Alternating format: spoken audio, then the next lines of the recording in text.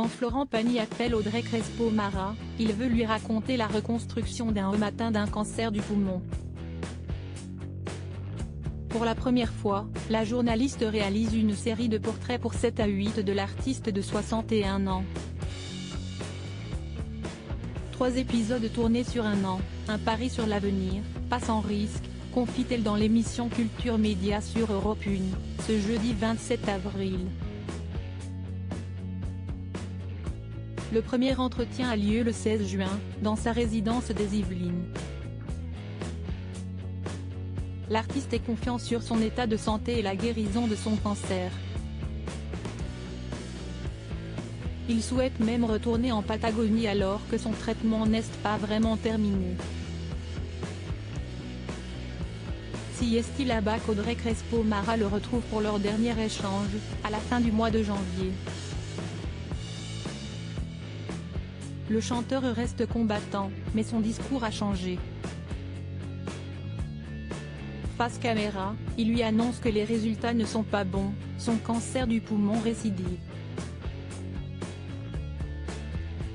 Heureusement qu'on ne me voit pas à l'écran, car je suis sous le choc.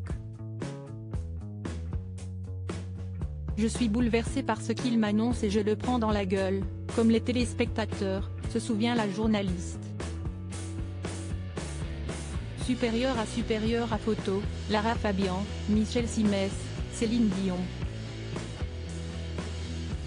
Les stars qui ont brisé le tabou de la maladie en 2022. Florent Pagny aurait pu lâcher Audrey Crespo-Mara, mais non. Alors qu'ils déjeunent ensemble avant l'interview, Florent Pagny ne lui dit rien, mais lui promet dans la voiture et sur un ton neutre qu'il lui réserve une surprise. Et comme pour moi, depuis le début du portrait, il y avait un gimmick où je lui demandais de chanter a cappella, je me suis dit que voilà, il allait chanter. On s'installe et il m'annonce qu'il y a très probablement une récidive, raconte l'épouse de Thierry Ardisson. Le JT du week-end de TF1 salue alors l'engagement de l'interprète du titre Ma liberté de penser. Il aurait pu me lâcher en route parce que ça ne s'est pas du tout passé comme on l'avait imaginé. Je l'ai remercié après la diffusion, explique-t-elle.